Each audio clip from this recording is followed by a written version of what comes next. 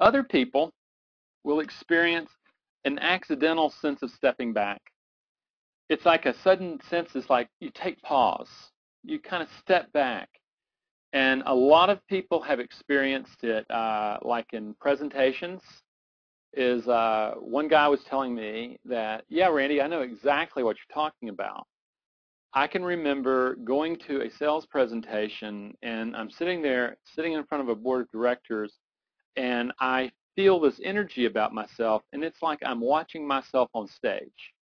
I am performing, and yet at the same time, I'm watching myself perform too. Michael Jordan, the really great basketball player, described a sense of observation like this as he said, you know, when I was playing basketball, what would happen is I would be in normal motion, but I would look at the other players as being in slow motion. And it is from this observation point that he was able to make those incredible moves that he did and was able to cut through space the way he did and to fly the way he did. His view was that everybody else was in slow motion, and he was able to observe from that standpoint. The question is, have you ever experienced this form? I'm not expecting feedback, but what I want you to do is be reflecting as I talk, because I'm trying to give you some ways of viewing observation, of stepping back, of reflecting, that allow you to get a hold of it and say, okay, yeah, okay, this isn't so weird. This is something that everybody does, or at least everybody has the capacity of doing. The problem is for most of us, the observer stays asleep. And as long as the observer stays asleep in your life, you drift. And that's a very dangerous thing in trading, because the truth is the markets can become a very dangerous place if you're drifting. You really need to be alert. You really need to have a fully present state of mind. Okay, now the one that we're going for is this.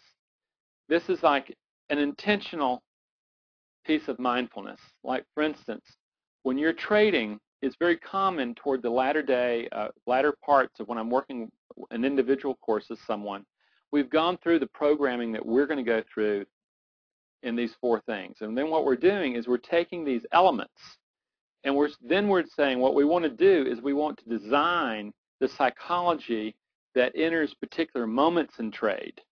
So there is an intentional ability to observe what's needed for this kind of trading at this particular moment. Like the psychology that you need in place while you're looking at setups and entering and finding the entry point and entering, that psychology is a very different psychology than the psychology you need once you're in the trade. Very, very different. They're very different animals. And what happens as you develop these skills, and particularly as you develop the ability to be mindful, directing your attention, saying, okay, these are the parts of self that I need to be present at this time. I'm regulating myself with my breathing and my sense of safety. And if I get into trouble and if I start ramping up, what happens is I know this conditioned reflex that Randy taught me last week is going to kick in. It's going to give me a moment. I'll have a breath, and I'll be able to reestablish myself. And what I can do is I'm going to be able to use my awareness and my imagination to retool back into those powerful elements of the self, and I will be able to feel that state of mind. I will have the subjective experience of the emotional state that leads to that state of mind. And they're doing that very purposefully, very intentionally.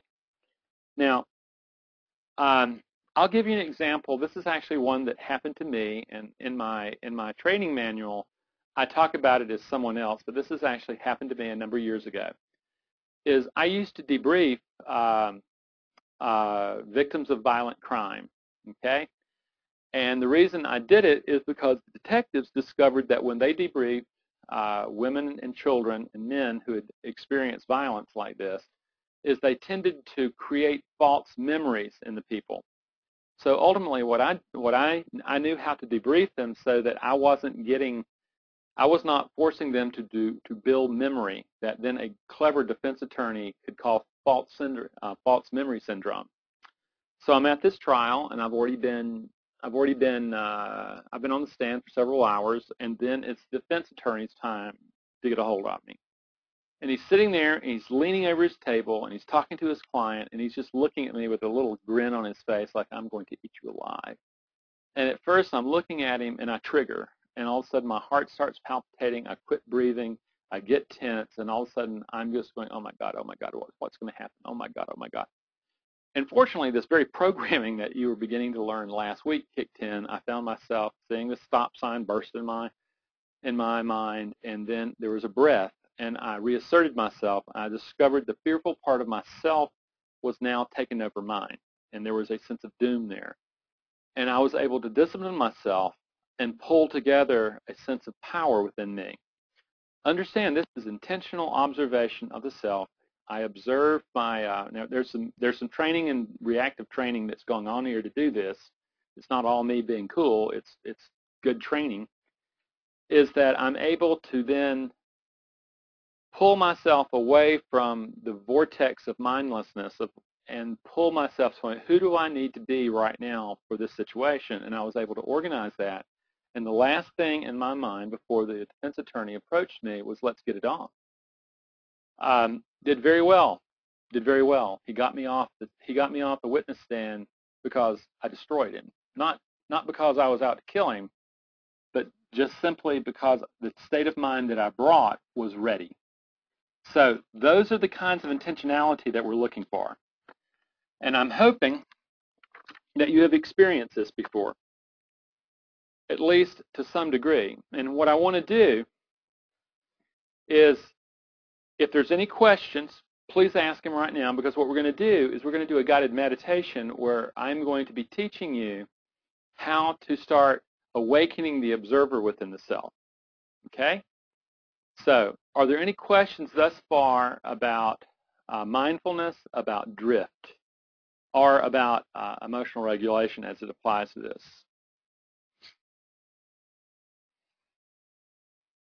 Okay, going once, going twice. Okay, well, it's time for a guided meditation. Here's what we're going to be doing, okay? I'm going to let you pretty much know what we're going to be doing. We're going to be taking the same skills that you have already learned. We're going to start with breathing. We'll use the anchor of safe place, pull up a deep sense of safety. And then what we're going to do is we are going to be walking into a movie kiosk, getting a ticket, and going into a theater where you will be sitting down in the theater with a projector beside you, and that projector is going to start projecting clouds. And as you go through this, you're going to be recognizing that the clouds are actually thought clouds. And you're going to notice how easy it is to just get fused into the cloud and get taken away, and how you can develop a skill even when you do get taken away is to pull back, come back, and start observing. Okay? That's the drill that we're going to be doing, and it is, this is what I call Zen meditation on steroids, is that this kind of meditation is what in Zen Buddhism would be taught to become witness or observer to thought rather than identifying, fusing with thought, and getting carried away by it. This is what we're developing. We're developing the observer.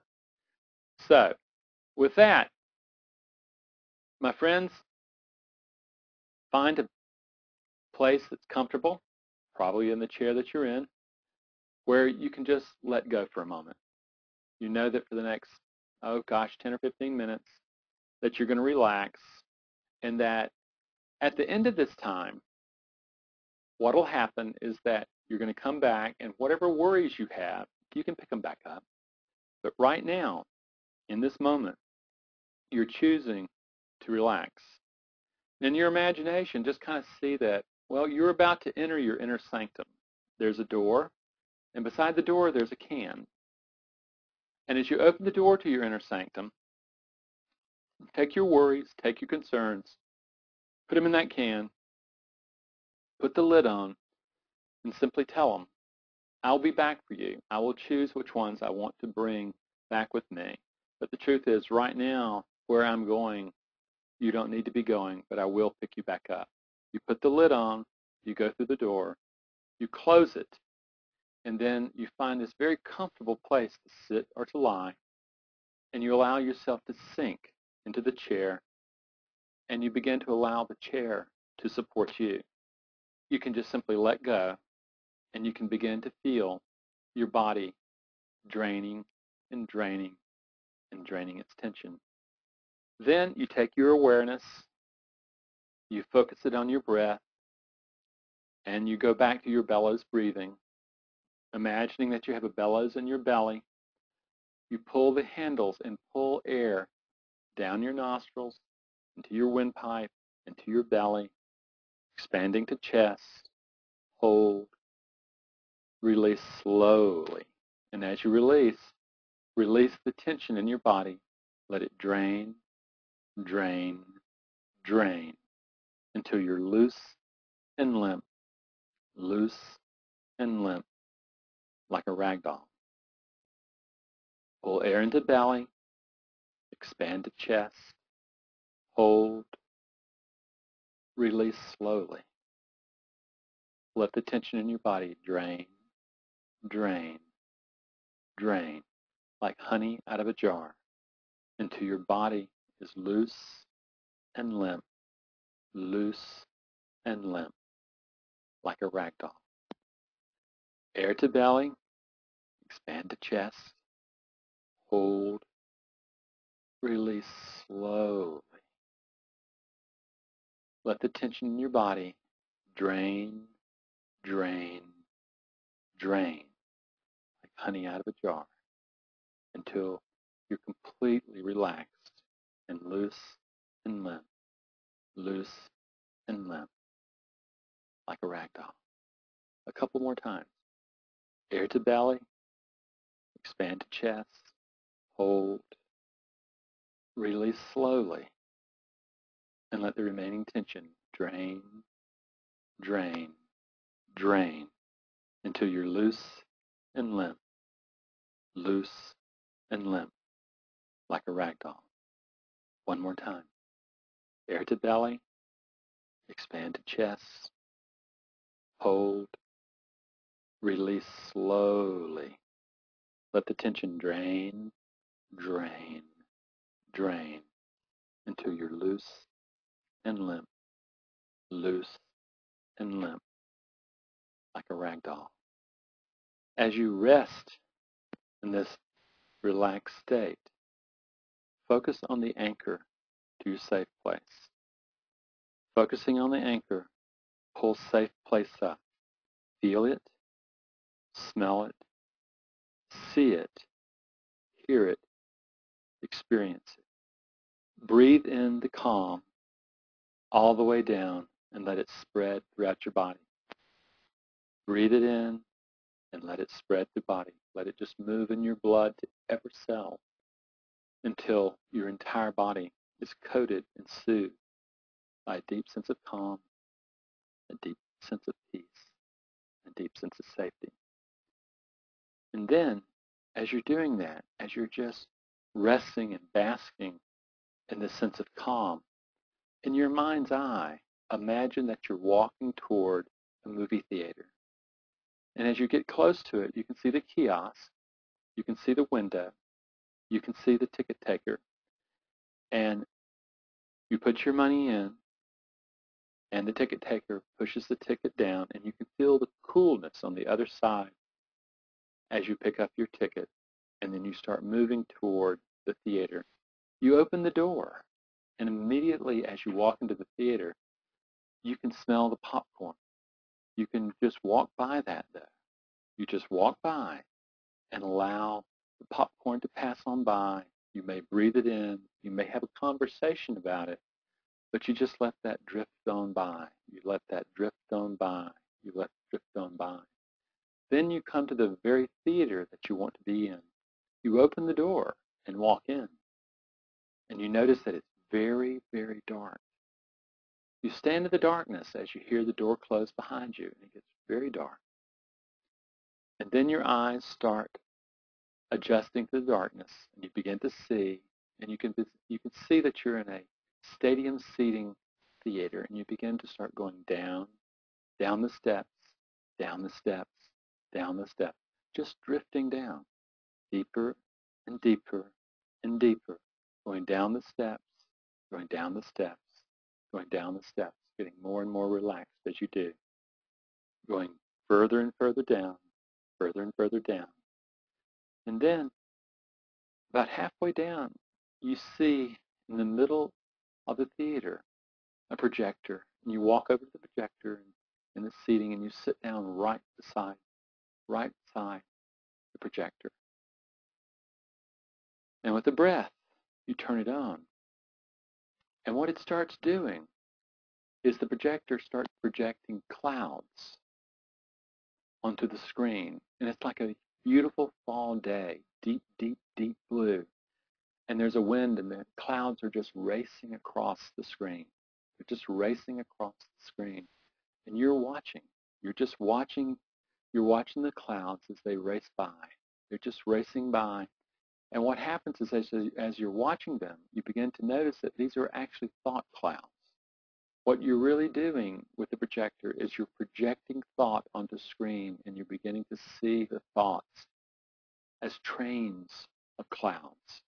And as you do it, you can begin to start noticing them. And every once in a while, what you notice as you're thinking, as you start thinking, you notice that you'll go fuse into one of these clouds, and all of a sudden you start drifting across the screen. You're no longer observing, but you've fused your identity with the thought life that's going past you. When this happens, and it will, just notice it. It's neither right nor wrong. It's just the way. This is what happens when the observer is unawakened. It just simply latches onto a thought and is carried away. When it happens, it's simply step back, pull back, come back to the projector, and start noticing that you can become the observer of the thought, but you don't have to get carried away by the thought. Continue watching the thought clouds march by. Some of them seem happy, some of them seem sad, some of them seem agitated. You could easily be hearing thoughts like, why are you listening to this dumb guided meditation? Don't you have better things to do? Notice that, and notice that in the listening of it, that you've attached to the thought, and it's taking you across the screen. It's going to happen. This is just simply the way the human condition is.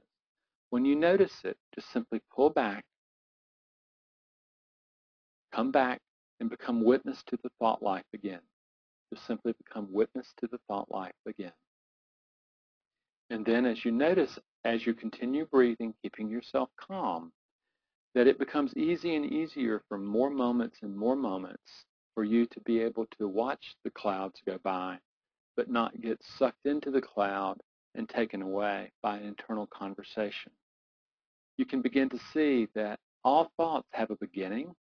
They start at one edge of the screen. They have a life, and then they exit the screen.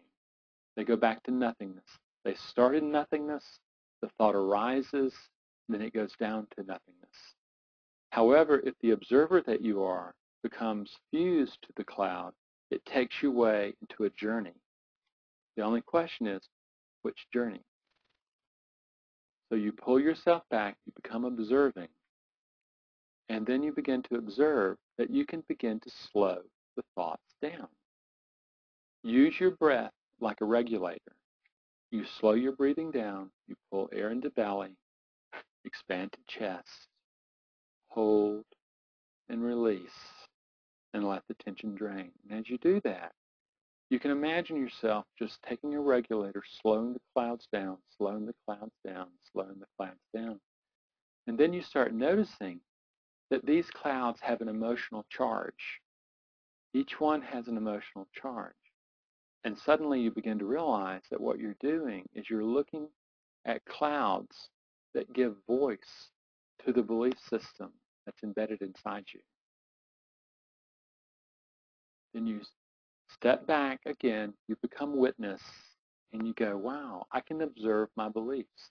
I don't have to become emotionally attached to the belief. I can just observe it.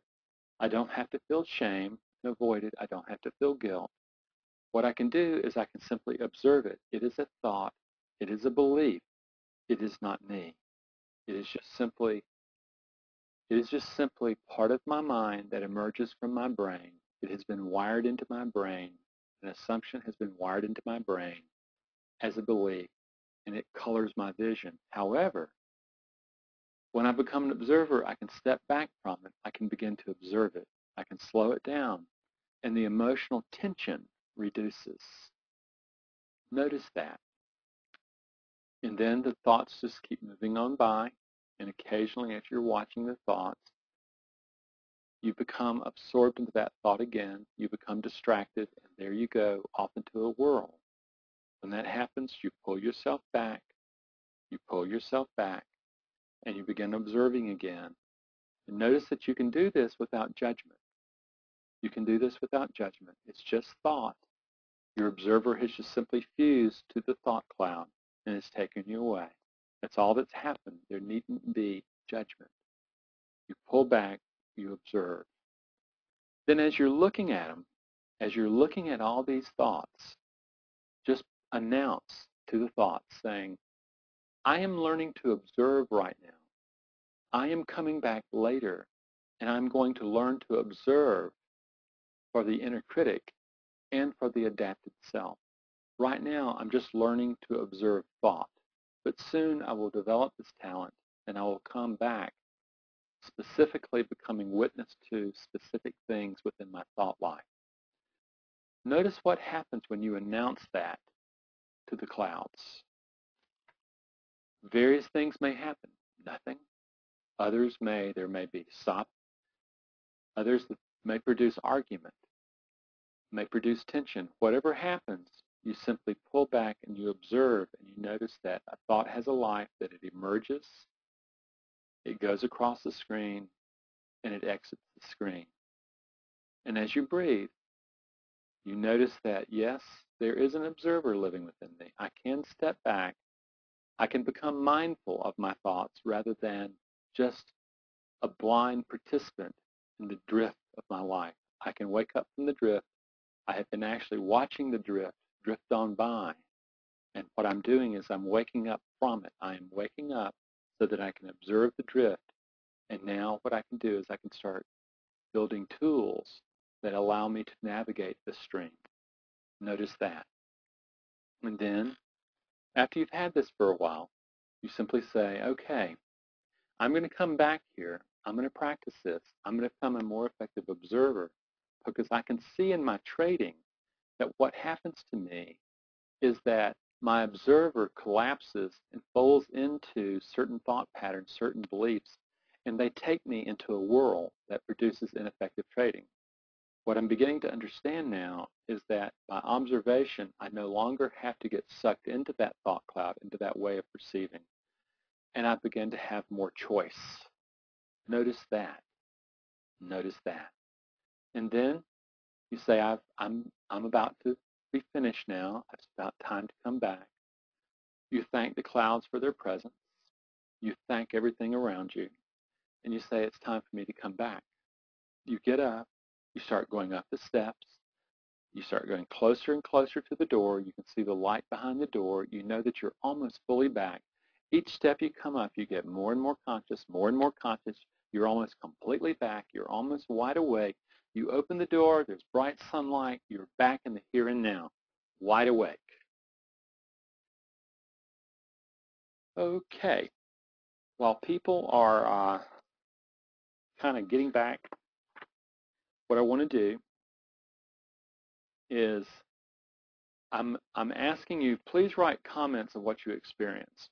Were you able, first of all, were you able to do the guided meditation? Were you able to produce enough relaxation? Were you able to use your anchor to pull the safe place up? And from safe place, were you able to see in your mind's eye, walking to the kiosk, getting the ticket, going into the theater, smelling the popcorn, opening the door to the actual theater room, sitting down, and watching the clouds? And I'm very interested in your experience of watching the clouds, of getting sucked into the cloud and then stepping back. Please give me some feedback and let me know what your experience was. This is a big movement, and this is a fundamental skill in being able to learn how to manage cognition and belief. Mindfulness is a means that we use to bring our self-limiting beliefs into the light of awareness. Without mindfulness, it does not happen. And we stay clueless as to why we keep blowing up our trades. That's the same thing as that, people tell me all the time, Randy, I know how to trade. And what happens is somehow I get into my trading and something hijacks me, something takes over me, and what happens is I do really foolish things, I regret them, and then when I'm going back and review, I realize how foolish it was and how, this was an easy trade to do. I don't know what happened to me. This is the tool that you use to find out what happened to you. Okay, comment. Was able to step out of the clouds the first time, but not after. Well, good. What happens is, from my standpoint, that's successful, is you will be using this guided meditation over the next week again and again and again. There is no doubt there will be resistance, and this is a very contrary pattern to probably the pattern that you've been in for the decades of your life. And here you are establishing a new one. So you've done well. When being attached to a cloud, I have extreme biases and not objectivity. Bingo. Bingo. That's the whole point, is that the moment that you become fused to one of the clouds, you are no longer an observer situation. And if you cannot produce observation in trading, you cannot command who on the trading committee is going to make decisions. What's very common when people start waking up to this, what they observe and begin to understand is that their orphan and inner critic has been doing their trading. If you trade not to lose, or if you trade out of fear of loss, fear of missing out, that's orphan. And what happens is the inner critic, you're dancing with inner critic. As a person develops a skill, what happens is they start choosing who mans the trading committee. Another comment. It came to mind how I feel when I practice trade and thinking about the difference. Maybe if I can imagine myself as I practice trade. Yeah. The whole thing is this is not unlike when you see American football and you're looking at a precision high-performance team out there on Saturday afternoon, or Sunday afternoon, I'm sorry. What happens is you don't recognize, they're in a performance mode, okay? They're no longer practicing. But what you will see is at first they've had decades of practice, and what you will see is you will see them during the week. You will see the drills that they have done since high school that they're doing over and over and over again, practicing the fundamentals, practicing the fundamentals, practicing the fundamentals. And what happens in this is you are now practicing a fundamental skill of being able to build a state of mind for trading. There will come a time, and there should be people in this workshop tonight that have achieved trader's state of mind where they're not fundamentally going over this every time. What happens is they get in the zone, they stay in the zone, and they know how to time their zones, and they know how long they can last, and they get out, but they redesign it. What we're learning, this is the tool that you use to get it. Here's another one. I realize now that when I am trading and looking at charts that I am really thinking about a whole lot of other things. Wow, there you go. What you're saying is that your mind is not present to the moment, to the intentionality of the moment. Another way of saying it is the impartiality, the sage within you is not observing chart. God knows what else is. What you're doing, you're saying it's very easy for me when I'm watching charts is I produce distraction. So what you're saying from there is that not being fully present, you're producing avoidance. Now, as you take, and my friend, take that we will be doing another guided meditation in just a little while where we will be looking for the inner critic and the adapted voice. What you will have the choice to do in this particular thing is actually, when you're watching charts, instead of watching charts, you will start discovering who's actually in control of the trading committee of the mind. That's the whole key. Most traders, the reason they lose is that they do not have control of who's in charge of the trading committee of the mind. The orphan is. Nobody's had the discipline to do it. Okay, that's excellent, friends. That is excellent. And we begin to see we begin to see